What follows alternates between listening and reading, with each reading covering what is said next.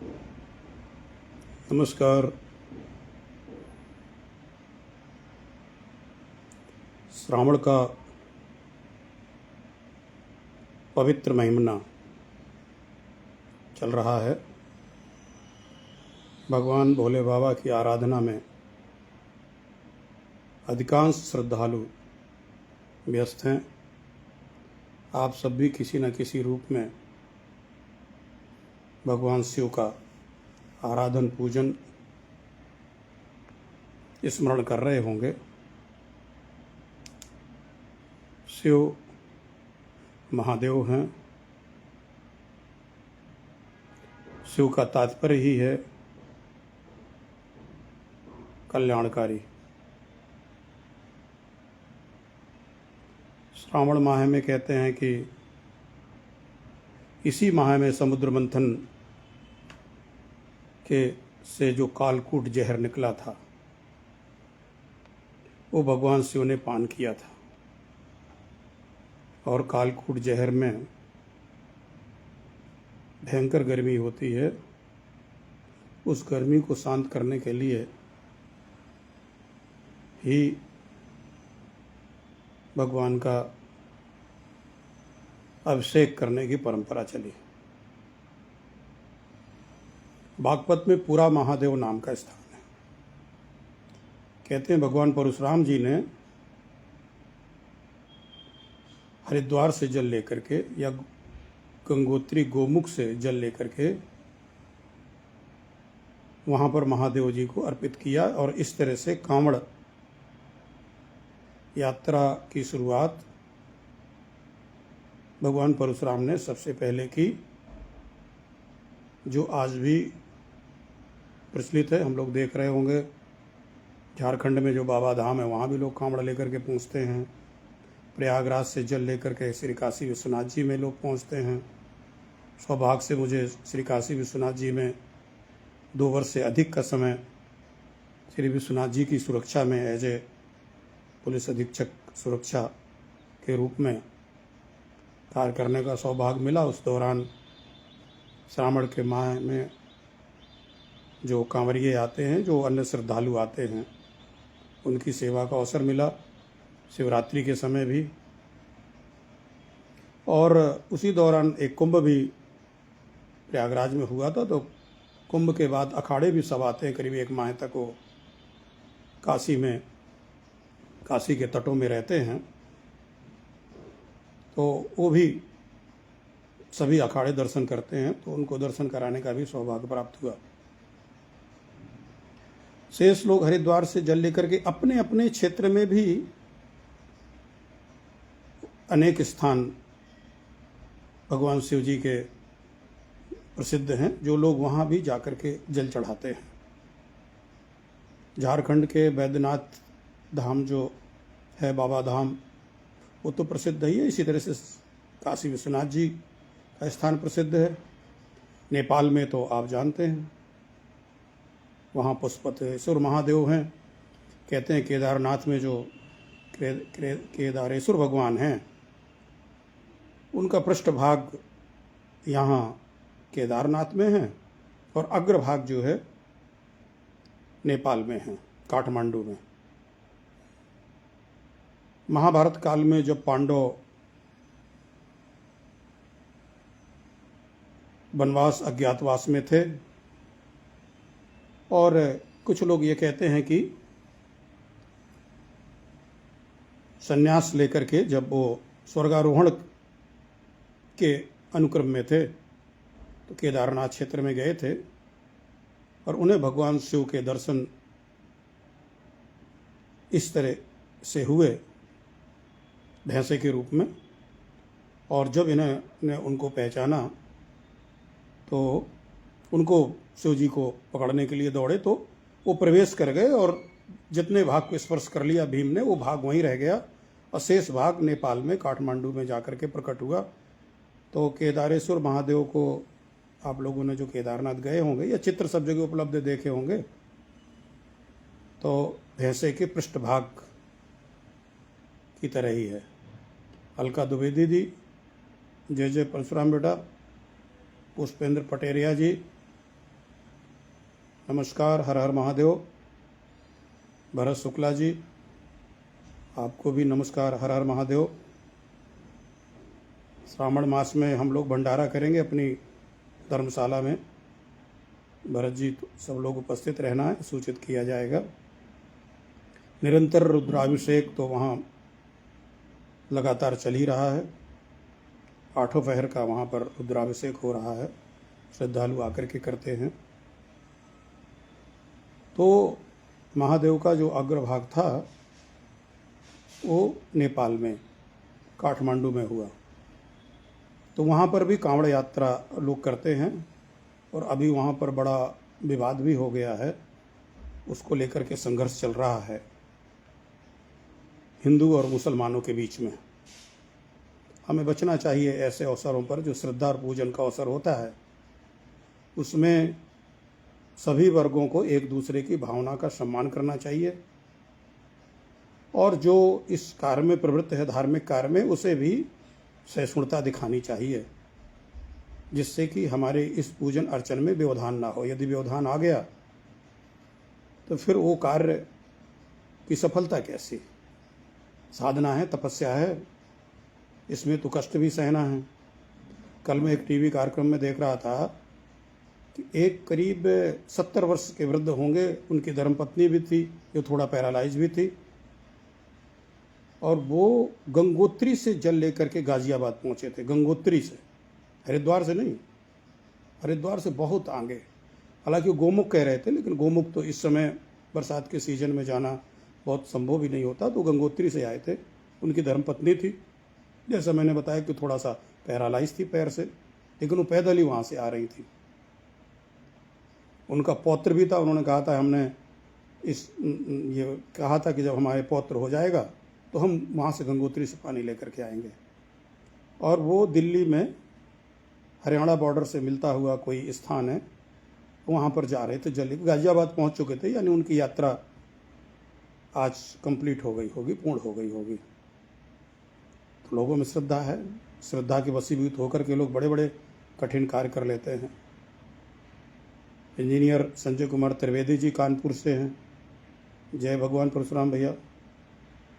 प्रवीण तिवारी जी, सत्येंद्र दीक्षित जी अंगोठा हमीरपुर जनपद से हैं। विनोद शुक्ला जी, जय हिंद, हर हर महादेव। वैसे मेरा विचार हुआ, बहुत दिनों से हम लोग लाइव नहीं आए थे, हालांकि लाइव आने का कोई बहुत विषय तो नहीं था एज सच। वो हम लोग पोस्ट करते रहते हैं, आप लोग इस पेज पर पोस्ट देखते रहते होंगे। अनु शुक्ला जी, जय श्री परशुराम। भगवान परशुराम जी की भी प्रासंगिकता हमेशा से रहती है, क्योंकि एकमात्र चिरंजीव वही है और कलयुग में उन्हीं को उद्धार करना है हमारा, तो उनकी तो रहेगी। लेकिन श्रावण मास में विशेष करके, और इसलिए है कि जैसे मैंने कहा कि कांवड़ यात्रा की शुरुआत भी भगवान परशुराम ने की, जिन्होंने गोमुख गंगोत्री या हरिद्वार से जल लेकर के और बागपत में जो महादेव जी का स्थान है वहाँ पर जल अर्पित किया। पूरा महादेव नाम से वो स्थान जाना जाता है। अनु शुक्ला जी, जय श्री परशुराम।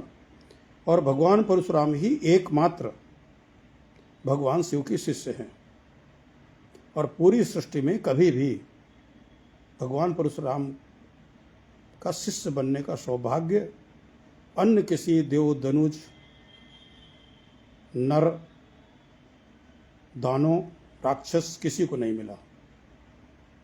रावण को हम लोग जानते हैं, भगवान शिव से उनकी निकटता थी, भगवान शिव ने उनको वरदान भी दिए थे, लेकिन वो शिष्य नहीं था भगवान शिव का, वो भक्त था।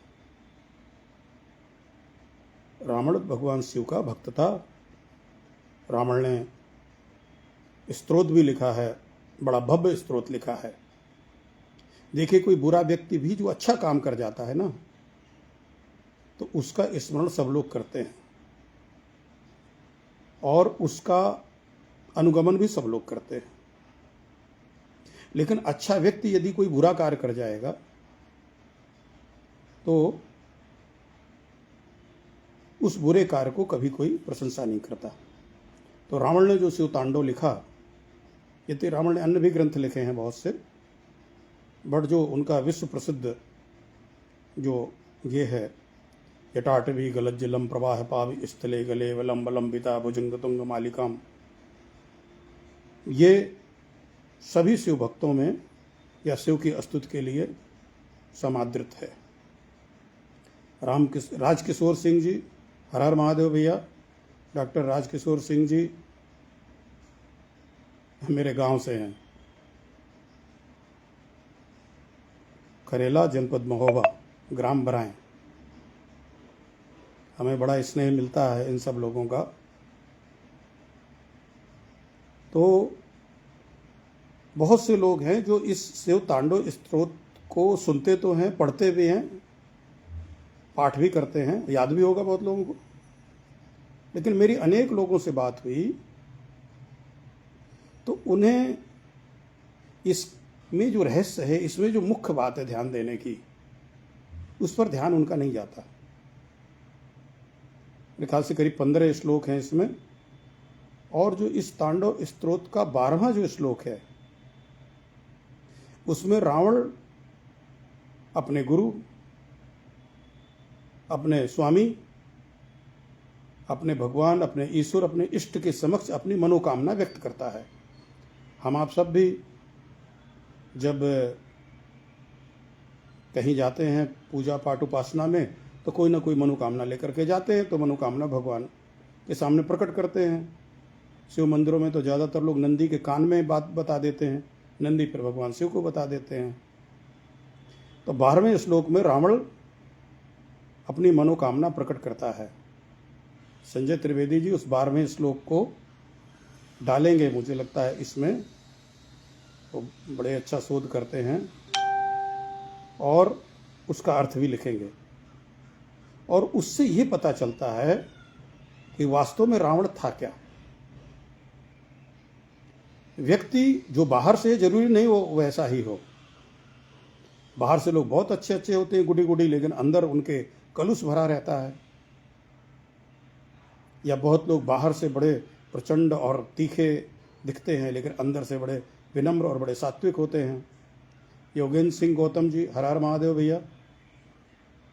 दीपा जी हमीरपुर से बहुत सक्रिय रहती हैं, आजकल टीवी चैनल्स में खूब इनकी मनुहार हो रही है। हमारे संगठन की जिलाध्यक्ष हैं, लेकिन इनके पास समय नहीं मिलता, फ़ोन करो तो पता चला साहब टीवी चैनल में मैडम बैठी हैं। खैर बहुत अच्छी बात है, भगवान करे, क्योंकि ये मेहनत करती हैं उसकी पात्र हैं, तो अच्छी बात है। इनको वो श्रेय, जो भी मेहनत करेगा भाई उसको वो श्रेय मिलेगा। कर्म का फल तो मिलना है, जो भी हम आप करेंगे, every action has its reaction, तो मिलना है। तो अच्छी बात है, हमारी शुभकामनाएं हैं, खूब आगे बढ़ेंगे। हाँ देखिए, अभी हमने जस्ट कहा संजय जी से, और संजय त्रिवेदी जी ने वो श्लोक जो 12वां श्लोक है शिव तांडव का, वो यहाँ पर डाल दिया। और दुर्सद, ये मैं इसी में से पढ़ रहा हूँ, थोड़ा छोटे अक्षर हैं। दुर्सद चित्र तल्पयोर भुजंग मौक्ति कमस्रजा गरिष्ठ रत्न लोष्टयो सुहृद पक्ष पक्षयो तिड़ार बिंदु चक्षुषो प्रजा महेंद्र महेंद्रयो समम प्रवर्त मनाह कदा सदा शिवम भजे। रावण क्या कह रहा है? शेष श्लोकों में तो रावण भगवान शिव की प्रशंसा कर रहा है, उनकी जटाएं ऐसी हैं, चंद्रमा उनके मस्तक में विराज रहा है, आदि आदि करके भगवान शिव की जो उपमा है, जो रूप है, उसका वो अच्छे से वर्णन कर रहे हैं स्तुति में। 12वें श्लोक में वो अपनी मनोकामना प्रदर्शित कर रहे हैं। आप इस 12वें श्लोक की अंतिम पंक्ति देखिए, सम प्रवर्त मना कदा सदा शिवम भजे। हे शिव, मेरा जो मन है, ये समानता का भाव इसके अंदर कब आएगा? किसके प्रति समानता का भाव? तृणारविंद चक्षुषो प्रजा महेंद्र महेंद्रयो, राजा के प्रति और प्रजा के प्रति। यानी जिस दृष्टि से मैं राजा को देखूं, वो स्वयं भी राजा था, लंकेश था, उसी दृष्टि से मैं प्रजा को भी देखूं।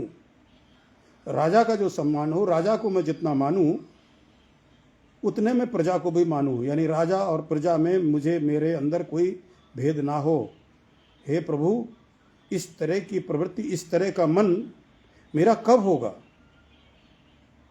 और देख रहा, गरिष्ठ लत्न लोष्टयो, बता रहे हैं कि रत्नों के प्रति, हीरा जवाहरात आदि रत्न होते हैं, और लोष्ट के प्रति, मिट्टी आदि के प्रति भी मेरा समदृष्टि, मेरी समदृष्टि कब होगी? यानी मैं सोना चांदी और विभिन्न प्रकार के रत्नों को मिट्टी की तरह समझूं। ये संसार निस्सार है, यहाँ कुछ रहना तो है नहीं। सुरेश शुक्ला जी, डॉक्टर स्मिता त्रिपाठी जी, बहुत विदुषी हैं डॉक्टर स्मिता त्रिपाठी जी, बड़ी अच्छी अच्छी पोस्ट करती रहती हैं, हम सबका भी मार्गदर्शन करती रहती हैं, सर्वगुण संपन्न हैं। और क्या कह रहे हैं कि सुहृद पक्ष पक्षयो, मैं शत्रु और मित्र को भी एक ही दृष्टि से देखूं। जो मित्र हैं उनके प्रति भी मेरा वही दृष्टिकोण रहे, और जो शत्रु है उसके प्रति भी मेरा वही दृष्टिकोण रहे। तो ये इसका अर्थ संजय जी ने दे दिया है कि पत्थर और सुंदर बिछौने में, यानी जैसे पत्थर तो कठोर होता है, उसमें बैठना कठिन होता है, लेकिन सुंदर मखमल का रेशमी बिछौना, सांप और मुक्ता की माला में, सांप को कोई नहीं चाहता, गले में नहीं लटकाना चाहता कोई, भोले बाबा को छोड़ दीजिए, लेकिन मोतियों की माला तो सब लोग पहनना चाहते हैं। लेकिन रावण कहता है कि जिस तरह से मोतियों की माला मुझे लगी वैसे ही मुझे सांप लगे, जिस तरह से मुझे पत्थर दिखे उसी तरह से सुंदर बिछौने दिखे। रत्न वगैरह और मिट्टी के ढेले में मैं कोई अंतर ना समझूं, मित्र या शत्रु में कोई अंतर ना समझूं, तृण अथवा कमल लोचना तरुणी में कोई अंतर ना समझूं। जैसे तिनके की कोई औकात नहीं होती ना, और कमल जैसे नेत्रों वाली जो तरुणी है, युवा महिला है, उसको लोग दूसरी दृष्टि से देखते, कहते मेरे लिए बराबर हो, वो भी तिनके की तरह हो, कमल लोचनी स्त्री भी मेरे लिए तिनके की तरह हो। प्रजा और पृथ्वी के महाराज को मैं समान भाव से देखूं,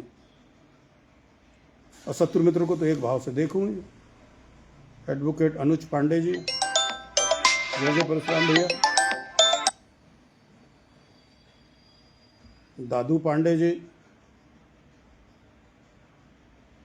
कह रहे हैं कि चित्रकूट जिला कभी सुधरेगा कि सब बाहुबली बने घूम रहे हैं, खाली गाड़ी रुतबा दिखा रहे हैं, गरीबों को एक भी कुछ नहीं मानते हैं। दादू भैया, गरीबी का सबसे बड़ा कारण स्वयं होते हैं हम, अन्यथा इस संसार में गरीबी सिर्फ अकर्मण्य के हाथ आती है। किसी से क्या अपेक्षा करना? प्रभु ने तुमको करदान दिए, सब वांछित वस्तु विधान किए, तुम प्राप्त करो उनको ना हो, मेहनत से उनको प्राप्त करिए। और चित्रकूट में दादू और ददुआ तो फेमस हैं। ददुआ लोग तो खत्म हो गए, डकैत तो करीब करीब शांत हो गए, लेकिन कुछ लोगों में वो प्रवृत्ति हो सकती है, तो उससे दुखी क्या होना? अपनी मेहनत पर विश्वास करिए, अपेक्षा किसी से मत करिए, अपेक्षा करने पर हमेशा उपेक्षा मिलती है।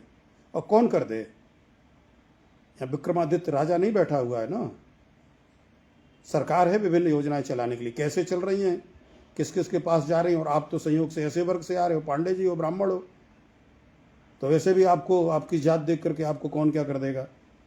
किसी से अपेक्षा मत करिए, या तो इतनी योग्यता स्वयं में पैदा की जाए कि काम हमारी तलाश करें, लोग कहें कि साहब ये काम करिए, ये काम हमसे ये ले लीजिए और ये करिए, और या फिर जो काम सामने दिखाई दे। काम कोई छोटा बड़ा नहीं होता। यहाँ लोग एक ठेला लगा करके भी लखपति करोड़पति बन रहे हैं निष्ठापूर्वक कार्य करके। रामवत और मिश्रा जी बदायूं से हैं, हम सबके वरिष्ठ हैं, समाज हित में हमेशा निरंतर रहते हैं, स्वास्थ्य की उपेक्षा करके, आयु की उपेक्षा करके, हम सब लोग इनसे सीखते हैं। भारतीय सवर्ण सेना के हमारे राजकुमार तिवारी जी हैं गोंडा से, भैया बहुत बहुत शुभकामनाएं, भोले बाबा आप सबका कल्याण करें महादेव। अमित तिवारी दादा हमारे हमीरपुर के जिलाध्यक्ष हैं, अभी कुछ समय पहले आए थे, हम लोगों से भेंट हुई थी।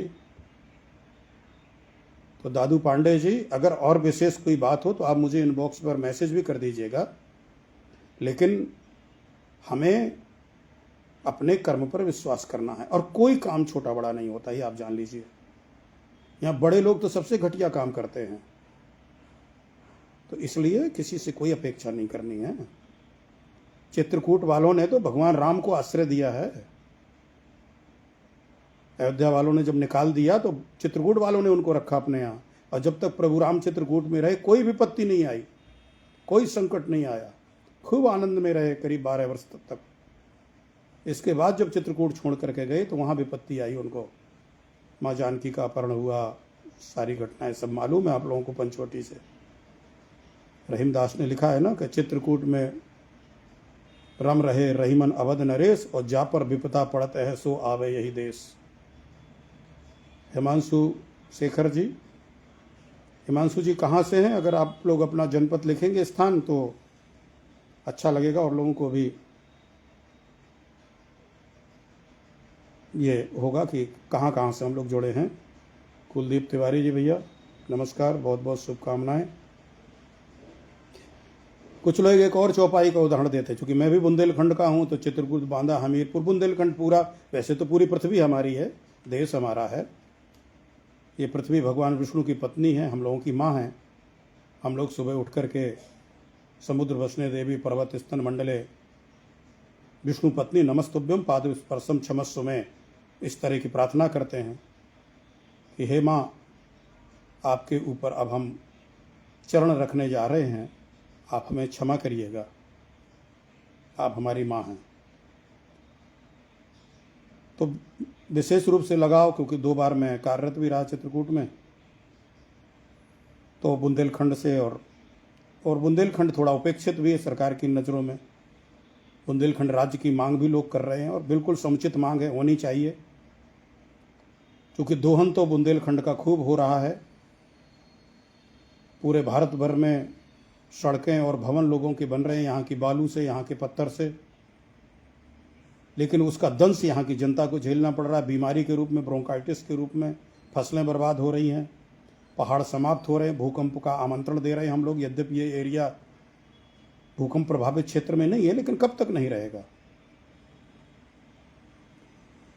हिमांशु जी लिख रहे हैं शांति फिल्म प्रोडक्शन, कहाँ से हैं बताइएगा। योगेंद्र सिंह गौतम जी, हर हर महादेव। तो रामचरितमानस में एक चौपाई ये भी आती है कि जब वनवासी भील आदि भगवान राम के पास फल फूल लेकर के पहुँचे और उन्होंने निवेदन किया और कहा कि नाथ हमारे यही सेवकाई, ले हैं न भूषण वसन चुराई, तो उन्हें लगा होगा कि ये तो राजकुमार हैं, इनको खाने के लिए तो बहुत अच्छी अच्छी चीज़ें चाहिए। लेकिन आदिवासियों के पास तो क्या था, आज भी वहाँ बहुत आदिवासी समुदाय है, वो लकड़ी बीनता है जंगलों में जा कर के, फिर महुआ बीनता है, अचार बीनता है। जंगल कभी वहाँ से खाली नहीं रहते। जब हम वहाँ पोस्टिंग थे और अक्सर डाकुओं से मुठभेड़ हो जाती थी, तब तो अनेक डाकू थे उस समय, मारे गए ज़्यादातर। पहले चरण में तो ददुआ और रंपा नाम के 2 बहुत बड़े गिरोह थे, और दूसरे चरण में जब हम वहाँ नियुक्त हुए तो अनेक गिरोह हो गए थे। राजा खान का अलग था, चुक्की यादव का अलग था, और रागिया का था, बलखड़िया अलग थे, एक संतोष यादव नाम का व्यक्ति अलग था, और वहाँ एक एक 2 लोग भी बना लेते थे, ग्रोह बना लेते थे। जो है रामचंद्र यादव नाम का था, मारा था हम लोगों ने उसको जो है। और फिर एक घनश्याम केवट वाली तो आप लोगों ने आज भी देखी होगी। एकमात्र डकैतों से लाइव मुठभेड़ वो करने का हमें अवसर मिला। मैं एसपी इंचार्ज था, 3 दिन तक लगातार वो गोली चली थी। उससे सारा नेशनल मीडिया आ गया था, करीब 10-12 चैनल, जितने भी चैनल है, आज तक, जी न्यूज़, स्टार न्यूज़, सहारा समय भी उस समय चलता था, लोकल से लेकर के ऐसे 20 चैनल वहाँ पर थे जिन्होंने रिकॉर्ड किया था। जी अशोक शुक्ला जी प्रणाम। तो वो क्षेत्र हमेशा से ऐसा था, तो जब वहाँ गोली चले तो हम लोगों को बहुत ध्यान देना पड़ता था। और इन डकैतों के पनपने का भी यही बड़ा कारण रहा कि वहाँ के जंगल कभी खाली नहीं होते। रात में तो मुठभेड़ हो नहीं सकती थी, होती नहीं थी। दिन में जब होती थी तो देखते थे जैसे गोली चले तो लोग वहाँ से भागना जंगल से निकलते थे। कोई जानवर लेके निकलता था, कोई लकड़ी लेके निकलता था, कोई महुआ बीनता हुआ होता था, कोई अचार बीनता, मतलब जब जैसा मौसम हुआ। तेंदू का पत्ता भी, वहाँ तेंदू भी होता है, तो उसका भी सीजन चलता था। तो पुलिस को ये सब ध्यान देना पड़ता था कि हमारी गोली से मनुष्य ही नहीं, अगर कोई जानवर भी मारा गया तो हमारी जवाबदेही होगी। और डकैत तो अपने सिर पर इनाम लिए घूम ही रहे, उन्हें कोई फर्क नहीं पड़ने वाला, पुलिस मरे या पब्लिक मरे या जानवर मरे या कोई मरे। तो ये सारी कठिनाइयाँ वहाँ पर रही और इस वजह से लंबे समय तक डकैत वहाँ पर रहे। वहाँ की भौगोलिक स्थिति, ऊंचे ऊंचे पहाड़, कई कई किलोमीटर तक जंगल लगातार मध्य प्रदेश तक वहाँ तक चला जाता है।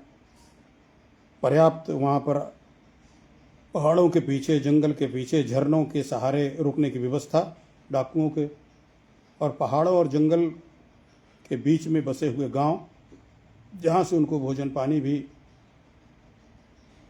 दबाव के कारण आम पब्लिक को देना खिलाना पड़ता था। पुलिस जाती थी तो वो एक्सपोज होती थी, दिखती थी, क्योंकि हम लोग गाड़ियों से जाते थे, पैदल से भी जाते तो नीचे से जाते थे, वो लोग ऊपर होते थे, और उनके हाथ में बंदूक है तब तो डकैत है, और अगर हाथ में लाठी है तो समझिए चरवाहा है, मजदूर है। ये सारी कठिनाइयाँ वहाँ पर रही, जिस वजह से लंबे समय तक वहाँ पर डकैतों का साम्राज्य रहा। तो आदिवासी जो भील आदि थे, उन्होंने भगवान राम को वो फल फूल देते हुए निवेदन किया कि प्रभु नाथ हमारी यही से उकाई, ले न भूषण वसन चुराई। हे मालिक, हे स्वामी, हे महाराज, हमारे पास तो सेवा के लिए यही साधन है, और ये बड़ी बात है कि हम आपके वस्त्र आभूषण नहीं चुरा रहे हैं। हम इसको दूसरे ढंग से कहते हैं कि ऐसी बात नहीं है। उन्हें ये तो पता था कि राजकुमार हैं और इनको राजाज्ञा हुई है जंगल में रहने की, माँ के वचनों के कारण, पिताजी के वचन मांग करके यहाँ आए हैं, और वहाँ पर सारा इनका जो आभूषण और सारी चीज़ें थी वो अयोध्या में छूट गई हैं। तो ये कहते थे कि हे नाथ, हम बुंदेलखंड वासी हैं, हमारी सेवा करने का ये तरीका है, फल फूल आदि। हम अयोध्या वासी नहीं हैं जो आपके वस्त्राभूषण छुड़ा लें जैसे उन लोगों ने छुड़ा ली है। हम इस चौपाई को इस तरह से कहते हैं। खैर, ये तो कहने की बात हुई। भगवान के प्रति उनकी श्रद्धा, उनकी सारी चीज़ें अटूट थी, और वो श्रद्धा सबरी तक प्रदर्शित हुई। गोपाल द्विवेदी जी, जय श्री राम।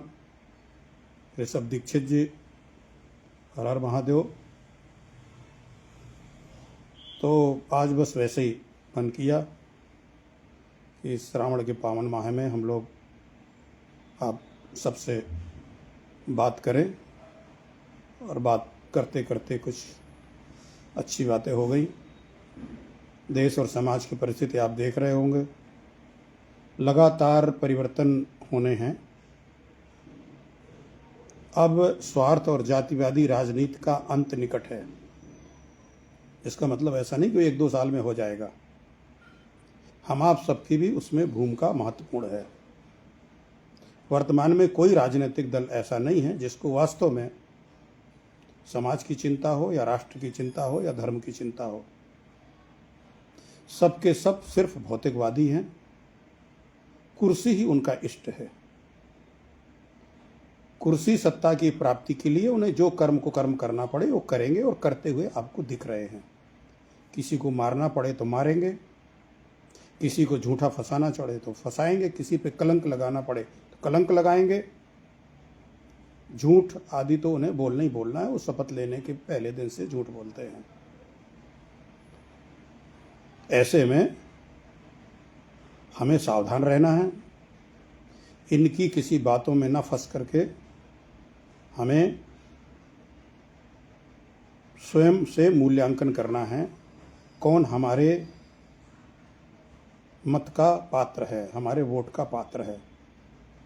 गलत लोगों को चुनने से होने वाले, उनके द्वारा किए जाने वाले पाप के भागी हम आप सब भी बनेंगे, बनते हैं, बन रहे हैं। राम निवास राय जी, नमस्कार भैया। राघवेंद्र कुमार शुक्ला जी, हर हर महादेव। बात इतने से नहीं होगा कि साहब हमारे सामने जो आया हमने चुन लिया और बात हमारी खत्म हो गई। नहीं नहीं नहीं नहीं। आप जानते हैं ना, भिक्षा भी यदि आप कुपत्र को देते हैं और आपकी दी हुई भिक्षा से कुपात्र मदिरा पान करता है, अपने जाके अपनी पत्नी और बच्चों को मारता पीटता है, या मदिरा पान की प्रवृत्ति उसकी बढ़ती है, इस पाप के भागी भी हम आप होंगे। दान देना अच्छी बात है, लेकिन उसमें पूरी सावधानी, इससे अच्छा तो ना ही देनी है। और इन सारे दानों से आज की तारीख में बढ़ करके मतदान, दाना हम आप कितना देते हैं? एक तो दान की प्रवृत्ति वैसे भी नहीं हमारे लोगों में। जो दे रहे हैं वो पार्टियों को दान देते हैं, क्योंकि उनसे उन्हें कृपा चाहिए, लाइसेंस चाहिए, अपने उल्टे सीधे जो कार्य है उसमें उन्हें बचाव चाहिए, कहीं सरकार छापा ना डलवा दे, तो उनको चंदा तो जरूर देते हैं पार्टियों को। जी चंद्रशेखर दुबे जी नमस्कार, हर हर महादेव। हिमांशु शेखर पवन जी वाराणसी से, भोले बाबा की नगरी से। अच्छा, आपने कृष्ण भगवान वाला वर्क किया था। मेरे ख्याल से जो हमारी आत्मतोषणी गीता है, श्रीमद् भागवत गीता, उसकी जो रिकॉर्डिंग हुई होगी उसमें आपने योगदान दिया होगा। बहुत अच्छी बात है, साधुवाद। तो जो दान हम लोग दे रहे हैं, 10 रुपया, 20 रुपया, 100 रुपया, लाख रुपया, 1000 रुपया, जिसकी जितनी क्षमता होगी, जो जहाँ भी दे रहे होंगे, उससे होने वाले कार्यों का परिणाम तो हमें मिलता है। लेकिन वर्तमान में व्यवस्था में, यानी लोकतांत्रिक व्यवस्था में, सबसे बड़ा दान तो मतदान है। इससे तो आप सीधे राजा बनाते हो भैया, विधायक, मुख्यमंत्री, प्रधानमंत्री बनाते हो। हाँ, सब बनाते हो। आप ये कह सकते हो साहब हमने तो विधायक को वोट दिया था और हमारा विधायक ठीक है। नहीं, विधायक किसके नेतृत्व में काम कर रहा है? विधायक ने जिस मुख्यमंत्री का नेतृत्व स्वीकार किया है, वो मुख्यमंत्री कैसा है? मुख्यमंत्री जिस प्रधानमंत्री की कृपा से है, वो प्रधानमंत्री कैसा है? यानी हमारे आपके ये कार्य, यानी ये जो मतदान है, ये हम आपको जिम्मेदार ठहराता है। इनके द्वारा अच्छे काम होते तो उसके लिए, और बुरे काम हो रहे तो उसके लिए। और वर्तमान राजनीति तो जो अच्छा करते हुए दिख रही है, उसमें भी उसका स्वार्थ है। जो डेवलपमेंट दिख रहा है, हालांकि हे भगवान, अभी वो लखनऊ से कानपुर वाला भी बैठ गया, जो बना था 80 कितने किलोमीटर का एक्सप्रेसवे, बर्बाद हो गया। आप लोग देख रहे होंगे उसका। चैनल्स में इसकी चर्चा नहीं होगी, सोशल मीडिया से ही आपको पता चलेगा, क्योंकि चैनल का तो भगवान मालिक है, वो क्या दिखाएंगे। गंगा एक्सप्रेसवे का आपको पता ही होगा, प्रधानमंत्री जी के उद्घाटन के बाद ही क्या दशा हो गई थी। बुंदेलखंड जो एक्सप्रेसवे बना, उसका भी आपको पता ही है। हम लोग तो बुंदेलखंड के हैं, अब तो काफ़ी पैचिंग वैचिंग हो गई, बहुत कम चलता भी है वो। तो ये कार्य भी इसलिए हो रहे हैं। एक बार मैं वाराणसी जा रहा था, तो हमारे साथ राजेंद्र कुमार पांडे एडवोकेट साहब थे। बोले कहा है ऐसा भैया कि ये कार्य इसलिए हो रहे हैं ना, क्योंकि कमीशन चाहिए ना, काम नहीं करेंगे तो कमीशन कैसे मिलेगा? तो इसलिए काम करना है, कुछ काम करना है। वो काम का उद्देश्य कार्य ना होकर के उससे मिलने वाला कट मनी है, कमीशन है। तो मुझे लगा बड़ी अच्छी व्याख्या है, और बात भी सही है, क्योंकि कार्यों की गुणवत्ता तो कुछ है नहीं। जी दुर्गेश पांडे जी, भगवान शिव कल्याण करें। जोहरी महाराज जी, हर हर महादेव, नमस्कार। सत्येंद्र दीक्षित जी, जो अंधभक्त है उनका क्या करें, उनका कुछ मत करिए, उनका अपने आप हो जाएगा। अंधभक्तों का परिणाम अपने आप हो जाएगा। और जैसे मैंने कहा ना कि ये पाप तो उनको भी भोगना पड़ेगा। जब पापियों का हम चयन करेंगे तो उनके द्वारा जो पाप किए जा रहे हैं उसमें हमारी सबकी सहभागिता है। और आज जो वाकई हम लोग भोग रहे हैं, हम लोग मतलब मैं व्यक्तिगत नहीं, जो समाज महंगाई से लेकर के, मिलावट से लेकर के, हर जगह की मिलावट और भ्रष्टाचार से जो पीड़ित है ना, वो जिम्मेदार हम ही तो है ना। हमने ऐसे नेतृत्व चुने हैं जिनमें या तो नेतृत्व की क्षमता नहीं थी कि इन चीज़ों को ठीक कर सकें, या वो स्वयं इसमें लिप्त हैं। तीसरा कोई कारण नहीं होता। या तो आप इसके काबिल नहीं हो कि आप शासन प्रशासन का संचालन ठीक से कर सको, चाहे विभागीय अधिकारी हों या राजनेता हों हमारे, और या फिर आप स्वयं जो हो रहा है वही चाहते हो कि होता रहे। तो उसके जिम्मेदार, इसलिए हमने कहा कि मतदान बहुत बड़ा कार्य है। ये 10-20 हज़ार कोई रुपया दे दे और वोट डाल आइए, इससे नहीं काम चलने वाला। और ये सरकारें कर रही हैं। अब तो लोगों को अच्छा लगा है, और हम लोग भी सोचते हैं कि साहब करना क्या, वोट तो देना ही है। अच्छा, जो 10,000 20,000 दे रहा है, दारू मुर्गा दे रहा है, उसी को वोट दे दो। नहीं नहीं, ये करके हम समझिए आत्महत्या कर रहे हैं एक तरह से। बच्चे मर रहे हैं ना। अभी मैं देख रहा था अस्पताल में, एक तकलीफ थी बिटिया को, उसका हाथ काट दिया। तकलीफ कहीं और थी, काट हाथ दिया, हाथ में कोई तकलीफ नहीं थी। तो ऐसे ऐसे लोग आ रहे हैं, इस तरह से लोग चुन करके आ रहे हैं। कितने अध्यापकों के वीडियो आ रहे हैं, खास करके वो बिहार से हैं या अन्य जगह से भी, जो प्रधानाचार्य हैं, टीचर हैं, लेकिन वो छोटी छोटी स्पेलिंग नहीं लिख पा रहे, एक लाइन अंग्रेजी के शब्द नहीं पढ़ पा रहे। इन विद्यालयों में बच्चे तो ज़्यादातर आरक्षित श्रेणी के बच्चे पढ़ रहे हैं, गरीब लोगों के बच्चे पढ़ रहे हैं, लेकिन साहब वो आरक्षण छोड़ने को तैयार नहीं है, भले आगे भविष्य अंधकार में हो। खैर, वर्तमान में आरक्षण हटाओ आंदोलन जमीन पर तो नहीं, बट सोशल मीडिया पर काफ़ी मजबूती से उभर रहा है, और इसकी समीक्षा तो इनको करनी पड़ेगी। भले कुछ लोगों को लग रहा हो कि साहब चूंकि आरक्षित वर्ग की संख्या बहुत ज़्यादा है, लाभ नहीं मिल रहा ना उस वर्ग को। एक्चुअली जो जिम्मेदार लोग हैं, जो इसका नेतृत्व कर रहे हैं, जो सक्रिय हैं, हम आप सब भी उसमें आते हैं, उसमें ये बताना है कि साहब इसका लाभ कैसे मिला। अपने गांव में आप चुन लीजिए, अपने मोहल्ले में चुन लीजिए, कितने लोगों को इसका लाभ मिला। इसका लाभ चंद लोग उठा रहे हैं, और वही लोग चाहते हैं, वही भ्रम फैला रहे हैं, शेष समाज के बारे में घृणा द्वेष पैदा कर रहे हैं, झूठी कहानियां गढ़ रहे हैं, बना करके सुना रहे हैं, कि जिससे पीढ़ी दर पीढ़ी वही इसका लाभ लेते रहें। ये बात समझाने की जरूरत है। और दूसरा, इन सत्ता लोभी राजनीतिज्ञों को ये बताने की जरूरत है कि इसकी समीक्षा करिए, मनमानी नहीं चलेगी, आप मालिक नहीं हो इस देश के।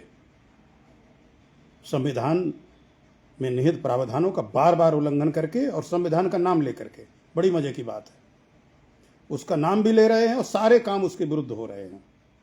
संविधान की जो आत्मा प्रस्तावना थी उसमें परिवर्तन हुआ 42वें संशोधन द्वारा। 44वें संशोधन द्वारा जब जनता पार्टी की सरकार आई तो 44वें संशोधन में कांग्रेस सरकार द्वारा किए गए 42वें संशोधन की बहुत सी चीजें खत्म कर दी, बट ये नहीं खत्म किया। क्या नहीं खत्म किया? पंथ निरपेक्ष और समाजवादी, दो शब्द उसमें पड़े रहे। वो सब भी वही तो थे ना जो आए, सिर्फ नाम बदला पार्टी का, नेता जो कहते होते, तो इसलिए उन्होंने वो नहीं बदला।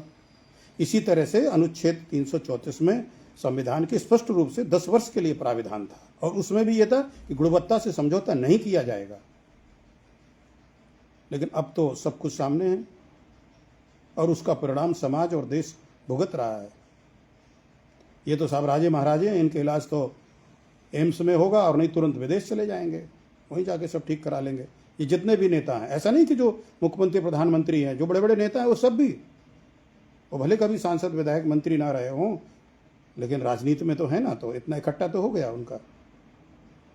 तो ऐसा नहीं है कि आरक्षण में संशोधन नहीं होगा, एक दिन ये संशोधन भी होगा और ये खत्म भी होगा, और जब खत्म होगा तो वास्तव में इसका लाभ सबको मिलेगा। चूंकि ये गरीबी हटाओ योजना नहीं है, लेकिन पात्र व्यक्ति को सपोर्ट किया जाए। जो संरक्षण की बात होती है, तो इसमें संरक्षण की बात शामिल होगी। जैसे एक पिता अपने घर में देखता किस बच्चे को किस चीज की जरूरत है, किसको ट्यूशन की जरूरत है, और किस बच्चे से कहना है कि तुम खुद ट्यूशन पढ़ाओ और पैसा अर्जित करो, लेकिन किसी बच्चे को मास्टर लगाने की जरूरत है या कोचिंग की जरूरत है। तो इस प्रकार से राज्य एक अभिभावक होता है, सरकार अभिभावक होती है। उसे जो बच्चे हैं, विद्यार्थी हैं, उनकी आर्थिक, मानसिक और बौद्धिक क्षमता को देख करके उनके लिए मार्ग निर्धारित करना होगा कि जिससे अपनी जीविका का यापन कर सकें। तो ये सब कब होगा? जब ये राजनीति बदलेगी। इसलिए प्रत्येक दशा में वर्तमान राजनीति को बदलना ही पड़ेगा। ये विषाक्त हो चुकी है, इस प्रवृत्ति का समूल नाश करना पड़ेगा। या तो जो राजनीति में लोग हैं वो सुधर जाएं, और या फिर उनको इस क्षेत्र से बाहर किया जाए, नए लोगों को लाया जाए। जी देवेश त्रिपाठी जी नमस्कार, बहुत बहुत शुभकामनाएं। श्रावण मास की महादेव सब पर कृपा करें। तो बस ऐसे ही आज लगा कि हम लोग, मैं बैठा था, थोड़ा समय था, तो बात करें आप लोगों से। आप सब इसमें जुड़े, धैर्यपूर्वक हमको सुना। वैसे इस पेज में पोस्ट आती रहती हैं, मैं चाहता हूं कि आप सब लोग प्रतिक्रिया करें। पोस्ट अच्छी लगे तो इसे आप लोग अपनी अपनी वॉल में शेयर करें। व्हाट्सएप में आप लिंक शेयर कर सकते हैं। व्हाट्सएप में अगर लंबी पोस्ट कॉपी होकर पेस्ट नहीं होती और बड़ी पोस्ट कर पढ़ने की लोगों में प्रवृत्ति भी नहीं होती, तो हम आग्रह कर सकते हैं। और हमारा ये प्रयास है, हमारे लोग जो इस पेज को संचालित कर रहे हैं वो सब अत्यंत धीर गंभीर और शुभचिंतक हैं समाज के, कि इसमें कोई ऐसी बात हम लोग नहीं लाते हैं जिससे सामाजिक समरसता खराब हो। सिर्फ जन सामान्य का मार्गदर्शन हो, वो अपना मार्ग चुन सकें, उनको सचेत किया जाए, उनको बताया जाए चीज़ों से सोशल मीडिया में आप लोग हैं, सब देखते रहते हैं। वर्तमान में सोशल मीडिया महत्वपूर्ण है क्योंकि मेन स्ट्रीम मीडिया अपनी प्रासंगिकता खो चुका है। वैसे भी जो ग्लोबल इंडेक्स है हमारे प्रेस की स्वतंत्रता का, वो 181 देशों की तुलना में 157 स्थान पर है, 157। तो आप समझ सकते हैं कि हमारा जो मीडिया है ये विश्व की नज़र में क्या है। ट्रेडिशनल लोग अब इसको देखते हैं, बुद्धू बक्से को, जैसे टीवी को पहले बुद्धू बक्से कहते थे, ज़्यादातर लोग सोशल मीडिया में आ गए हैं। लेकिन सोशल मीडिया में भी हम गुणवत्तापूर्वक चीज़ें देखें और करें, ना कि अपना समय बर्बाद करें। इसमें जहर अमृत 14 रत्न हैं, 14 रत्न हैं इसमें, तो कृपा करके जहर की ओर ना दौड़ा जाए। हम लोग भोले के भक्त हो सकते हैं, भोले के गुण हम लोगों में नहीं है जो जहर पी सकें। इसलिए इसकी बुराई से बचिए, संसूचित रहिए, अच्छे लोगों को फॉलो और लाइक करिए। भगवान शंकराचार्य इस समय दिव्य प्रवचन कर रहे हैं। गुरु 1008 करके फेसबुक में उनका है, एक्स पर भी आता है। कल्पवास चल रहा है। हम आप सब उनके सानिध्य में नहीं रह सकते, उस समय लाइव नहीं उनको सुन सकते, तो आप बाद में सुन लीजिए, लेकिन सुनिए। मैं आग्रह करूंगा, यदि आप सच्चे सनातनी और हिंदू हैं तो भगवान शंकराचार्य स्वामी मुक्तेश्वरानंद महाराज जी को जरूर सुनिए। प्रारंभ से सुनिए, जब समय हो तब सुनिए, उसको जरूर सुनिए। शैलेंद्र पांडे जी, सुरेश शुक्ला जी, आप सबको बहुत बहुत नमस्कार। नहीं सत्येंद्र, 21 अगस्त की जंतर मंतर की परमिशन नहीं मिली है। एक्चुअली हमारे बच्चों को जानकारी नहीं ना, उन्होंने एप्लीकेशन रिसीव करा दी है। बाद में डीसीपी का क्लैरिफिकेशन भी आया, डीसीपी ने चिट्ठी भी लिखी उसी बात को लेकर के कि लोग इस तरह की अफवाह फैला रहे हैं, कोई परमिशन नहीं दी गई है। तो परमिशन ना दी है और ना मिलेगी, क्योंकि आप जान रहे हैं कि सत्ता में किस तरह के लोग बैठे हैं। वो शांतिप्रिय न्यायपूर्ण आवाज नहीं सुनना चाहते हैं, लेकिन वो लोग अभी भी इस बात को आह्वान कर रहे हैं। यही तो दिक्कत है ना हमारे समाज में, जितने मुंह उतनी बातें। लेकिन हम तो ये कह रहे हैं कि ठीक है, लोग बात करते रहें, बट मतदान के समय हमें यह सुनिश्चित करना है कि हमारे हाथों से ऐसे हाथ मजबूत ना हो जो हमारे लिए फांसी का फंदा तैयार कर रहे हैं। करने दीजिए टारगेट, ये कलयुग है ना सत्येंद्र। तुलसीदास जी ने लिखा, कहाँ ही सुनई अस अधम नर ग्रसे जे मोह पिसाच, पाखंडी हर पद में मोग जान ही झूठ न साच। जो शंकराचार्य जी को टारगेट कर रहे हैं वो पाखंडी हैं, घोर पाप के भागी होंगे। उनको भगवान की मर्यादा का ज्ञान नहीं है कि संतों की मर्यादा क्या होती है, और उनको क्या कहेंगे जब संतों को ही इसकी मर्यादा, संत में नहीं कहते, लेकिन साधु वेशधारी जो योगी महंत संत हैं उन्हीं को कितना जानकारी है। वो भी स्वार्थ से पीड़ित हैं। और ये जो धूर्त हैं, जो इन्होंने सुन लिया, कोई उनको पहले कांग्रेसी शंकराचार्य कहते थे, अब समाजवादी पार्टी का कहने लगे, और वास्तव में वो हैं हम लोगों के, यानी सनातनियों के हैं, हिंदुओं के हैं। और मेरा स्पष्ट मानना है कि जो आप असहमत होइए, वैसे तो दुर्भाग्य आपका यदि आप उनकी किसी बात से असहमत हैं, क्योंकि उनकी सारी बात धर्मसंगत है, लेकिन फिर भी चलिए कोई नहीं, आपकी बुद्धि का विकास उतना नहीं हुआ है तो आप असहमत होइए, लेकिन उन पर अभद्र टिप्पणी करना घोर विपत्ति को आमंत्रित करना है। और माघ मेला के बाद से हो रही घटनाएं यदि उनके नहीं समझ में आ रही हैं तो उनको समझ में एक दिन आ जाएंगी। जी मुकेश पांडे जी, जय परशुराम।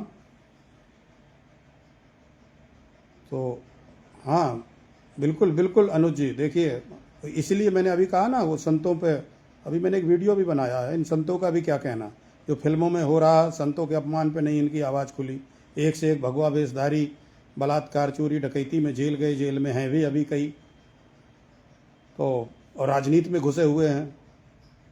भाई भगवा वस्त्रधारी का राजनीति में कौन सा काम है? हम आप जानते हैं कि राजनीति में नेताओं का जो विधायक सांसद मुख्यमंत्री मंत्री हैं, उनका जो पोषण और संरक्षण और जो सुविधाएं हैं वो टैक्स से आती हैं। और टैक्स कहाँ कहाँ से लिया जाता है? कत्लखानों से भी टैक्स आता है, शराब के ठेकों से भी टैक्स आता है, उसी टैक्स से ही तो सारे वेतन, संसाधन, गाड़ी घोड़े, सुविधाएं मिलती हैं ना।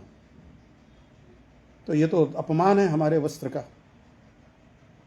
कि वेश पहन करके लोग विधायक सांसद मंत्री मुख्यमंत्री बन करके घूम रहे हैं। लेकिन चलो भगवान हो जाने। लोग कहते हैं तपते राज राजते नरक, कठोर तपस्या के बाद इस तरह का वैभव प्राप्त होता है और उस कर्तव्य का निर्वहन न करने पर नरक जाना पड़ता है। ये शास्त्र का वचन है। विनोद तिवारी जी, लव कुमार जी, नारायण मिश्रा जी, सबको भैया नमस्कार, बहुत बहुत शुभकामनाएं श्रावण की। और अब हम लोग काफ़ी देर हो गया बात करते हुए, हम लोग फिर मिलेंगे कभी। इस पेज को आप लोग फॉलो करते रहिए, अपने लोगों को भेजिए। आपको कोई पोस्ट, कोई बात अच्छी लगे तो उसको शेयर ज़रूर करिए, लिंक भी शेयर कर सकते हैं इसकी। जय हिंद, जय भारत।